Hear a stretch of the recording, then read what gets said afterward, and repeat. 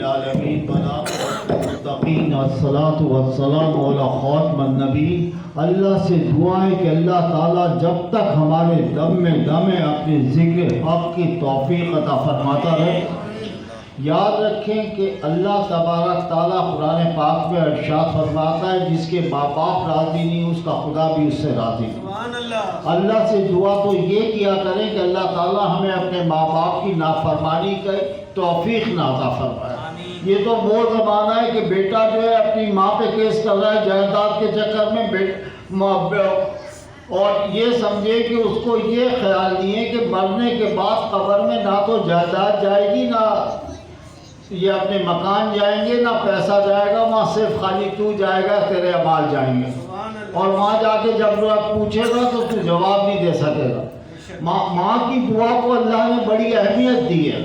حضور اکرم صلی اللہ علیہ وسلم کے پاس ایک خاتون آئی آ کے کھڑی ہو گئی اور بولی یا رسول اللہ میں اپنا گھر بھی چھوڑ آئی ہوں, میں اپنا ننیال ددیال بھی چھوڑ آئی ہوں, میں اپنا خاندان بھی چھوڑ آئی ہوں, میں اپنی دولت بھی چھوڑ آئی ہوں, صرف اپنے ساتھ ایک بچے کو لے کے آئی ہوں, نوجوان لڑکا, باقی میرا اور کچھ بھی نہیں.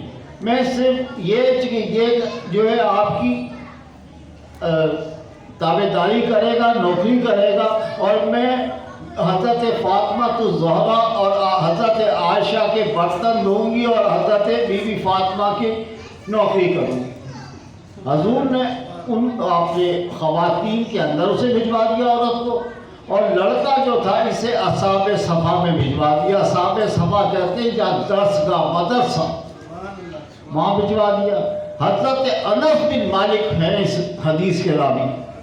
تو آپ فرماتے ہیں کہ وہ بچہ بڑا میٹھا, بڑا شریف, بڑا ہونہار, بڑا تہذیب یافتہ, جاں فشاں ہر کام میں, اور حضور کی ہر بات کو بڑے غور سے سنتا اور سبق جو ہے روز یاد کرتا. لیکن بات یہ ہے کہ اللہ تو بڑا بے نیاز ہے. ایک دن ہوتا کیا ہے کہ اس کی طبیعت خراب ہوتی ہے, پتہ چلا بہت سخت قلیل ہے. ہم اصحابہ جتنے بھی مل کے جاتے ہیں اس کے پاس دیکھتے ہیں, ابھی ہم اس کے پاس بیٹھے ہوتے ہیں تو ایک دم اس کا جسم کانپنے شروع کرتا ہے اور روح جو ہے قفص سے انسری سے پرواز کر جاتی ہے. ہم نے اسی وقت حضور اکرم صلی اللہ علیہ وسلم کو اطلاع دی کہ رسول اللہ وہ شخص جو ہے دنیا جہاں فانی سے چلا گیا, آپ تشریف لائے, آپ نے آ کے اس کے سر پہ ہاتھ پھیرا تو آپ کے آنکھ پہ آنسو تھے. تو آپ کو بتائیں میرے نبی کو زمین کا تحت الثری تک بتائیں. آپ نے حضرت انس کو کہا کہ تم ایسا کرو کہ اپنے کفن اور دفن کا بندوبست کرو, مٹھائی اور اپنی نماز جو ہے میں اس کی میں پڑھاؤں گا. آقا دو جہاں کہہ دے کہ میں نماز پڑھاؤں گا, بات ہی ختم ہو گئی. لیکن حضرت انس کہتے ہیں کہ اسی وقت حضور نے ایک سیکنڈ میں ارادہ بدل دیا تاکہ نہ اس کو کفن دو نہ دفن دو. آپ کو تو سب علم ہو گیا ایک سیکنڈ میں, نہ اس کو کفن دو نہ دفن دو, جاؤ اس کی ماں کو اطلاع دو. جب ماں کو اطلاع دی گئی تو آپ کو بتائیں بیٹا اگر سائیکل سے گر جائے تو ماں ساری رات اس میں نہیں سوتی کہ پتہ نہیں میرے بچے کی کیا حالت ہوگی. ماں باپ کا تو یہ اشر ہوتا. تو جیسے اطلاع دی گئی وہ بھاگی دوڑی, گری, پھر آئی, پھر گری, آخر اپنی بچے کے پاس پہنچ گئی اور لاش کے پاس کھڑے ہو کے کہنے لگی کہ کیا آج تمہارا کلاس فیلو دنیا میں نہیں مر گیا؟ تو کہا کہ ہم نے جتنے بھی صحابہ تھے جو اس وقت حضرت انس فرماتے کہ انہوں نے کہا ہاں جی آج چلا گیا. کہنے لگی اچھا. اتنا کہنے کے بعد وہ چارپائی کے پاس آ کے کھڑے بھی ہو گئی, اپنی بیٹی کا ماتھا چوما اور چومنے کے بعد وہاں بیٹھ گئی. کہا کہ اب اس کی دعا دیکھیں کہ یا رب کریم میں تو اپنی جائیداد بھی چھوڑ آئی, میں تو اپنی یہ سمجھیے خواہشات میں بھی تیرے اور تیرے نبی کو قربان کر دی. میں تیرا اپنا ننیال بھی چھوڑ آئی, میں ددیال بھی چھوڑ آئی, اور لوگ مجھے یہ نہیں کہیں گے کہ تو آج مسلمان ہو گئی تو تیرا بچہ جو ہے وہ دنیا سے چلا گیا. تو جس کو موت دے سکتا ہے اس کو زندگی بھی دے سکتا ہے. اس وقت کے لوگوں کے ایمان بڑے پکے تھے. میں آپ کو بات پر اتنی دعا کی اور یہ کہا کہ پروردگار اسے اپنے حبیب کے صدقے میں زندگی دے دے. اسی وقت بچہ اٹھ کے بیٹھ گیا. بیٹھا تو ماں نے اسے سینے سے لگایا اور کہا کہ میرا قرآن بھی سچا، میرا ایمان اسلام بھی سچا، اور میرا سب میں سچا جو ہے محبت کرنے والا نبی بھی سچا۔ تو اللہ سے دعا ہے کہ اللہ تعالی ہم سب کو اپنے ماں باپ کے ادب کی توفیق عطا فرمائے۔ یاد رکھیں کہ بچے بڑے ہو کے کیڑے کی طرح پالتا ہے ماں، باتیں کیڑے کی طرح پالتا ہے اس کو، محنت کرتا ہے، لہو کی جھڑکیاں کھاتا ہے، سارا دن مزدوری کرتا ہے، کل کو وہ جوان ہو کے کھڑا ہوتا تو کہتا ہے بابا پیچھے ہٹ۔ بے غیرتی ہے، کان کھول کے سننا، ماں باپ کے سامنے اف نہیں کرنا، اگر وہ چانٹا بھی مار دے تو چاہے دنیا کے سامنے۔ اور میں نے وہ شخص دیکھے، میں نے وہ شخص دیکھے، میں آپ کو ایک بات بتاؤں کہ ایک میرے بابا صاحب کے پاس آتے تھے، بہت بڑے افسر تھے، بہت بڑے افسر تھے اور قائد اعظم کے ساتھ رہے تھے وہ ان کے، اور یہ سمجھیے فورس کے آفیسر تھے۔ ان کے والد یہاں آ کے بیٹھتے تھے، اپنے بیٹے کو ڈانٹتے تھے تو بیٹا سر جھکا کے کھڑا ہو جایا کرتا، نام میں نہیں لوں گا، یہ سمجھیں کہ سر جھکا، جو باپ نے کہا ٹھیک ہے۔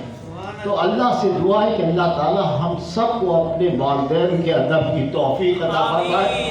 اس کے بعد حضرت عمر بن خطاب، حضرت عمر بن خطاب کی جب حکومت آئی تو یہ سمجھیں کہ ان کا طرح کوئی زبردست یا ہیروں سے جڑا ہوا نہیں تھا۔ آپ سارا دن مسجد نبوی کی چٹائی پہ بیٹھا کرتے تھے اور وہیں جتنے بھی احکامات تھے گورنمنٹ کے وہ جاری کیا کرتے تھے، تمام یہ سمجھیں ہیڈ کوارٹر ان کا مسجد نبوی تھا۔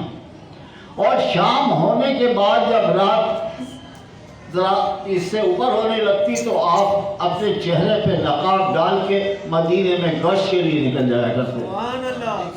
تو دیکھا کہ ایک گھر کے اندر دھواں اٹھ رہا ہے اور آوازی مالک شہنشاہ بادشاہ دروازہ کھڑکایا تھا کہ اماں کیا بات ہے کہ تو نے اپنے بچوں کو روٹی نہیں دی، دھواں ابھی تک اٹھ رہا ہے؟ تو اس نے کہا بات یہ کہ میں عمر کو رو رہی ہوں، میں عمر کو رو رہی ہوں۔ یہ کہنا تھا کہ عمر وہاں لرزنے لگے، جس کی یہ سمجھے کہ ہاتھ ایسی کہ جس کے در و دیوار یہ سمجھے کہ جب وہ نعرہ لگاتا تھے قصر و قیصر ہل جاتے۔ آج یہ سمجھیں دنیا میں اس کی حکومت 23,000 مربع میل کا حکمران کانپ رہا ہے۔ کہا بی بی بات کیا ہے؟ کہا بابا بات یہ ہے میں تو عمر کے اوپر رو رہی ہوں، 3 دن سے میرے بچے بھوک گئے، روز میں تسلیہ دے کے سلا دیتی ہوں، آج بہت زیادہ تنگ کیا تو میں نے ہڈیا کے اندر آگ جلا کے اس کے اندر پتھر ڈالے اور پانی ڈال دیا ہے، پکڑا ہے، بچے دیکھتے دیکھتے سو گئے۔ جب یہ کہنا تو تھا تو آپ زارو قطع رونے لگے اور کانپنے لگے۔ آپ فوراً بیت المال میں گئے، گھی کا کنستر لیا، دال لی، جو بھی اجناس تھی وہ لی، اور آ کے آپ اس عورت کے پاس آئے۔ جب آئے تو وہ بھی خوش ہو گئی۔ آپ نے کہا کہ پکاؤ، خود اپنے سمجھیں کہ سبزی کاٹ رہے، جو کتاب کہتی ہے جو کتابوں میں آیا چولہا جلا رہے تو اس کے اندر جو پھونکے مار رہے تو پتا چلا داڑھی کے اندر سے دھواں نکل رہا ہے۔ عاجزی انکساری دیکھے آپ، آخر کھانا تیار کیا اس عورت نے۔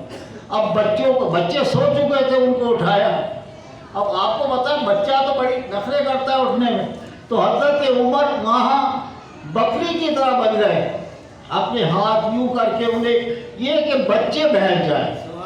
جب بیٹھ گئے بچوں کو کھلا دیا تو کہنے لگے بی بی بات یہ ہے کہ تو عمر کو معاف کر دے، اس کے پاس پتہ ہے حکومت کے کام ہیں، سارا دن لگا رہتا ہے، باہر کے وفود بھی آتے ہیں، کہنے لگی تو عمر کی حمایت کرنے والا ہوتا کون ہے؟ میں تو قیامت کے دن اس کا گریبان پکڑوں گی کہ اسے اپنی رعایا کا نہیں پتا۔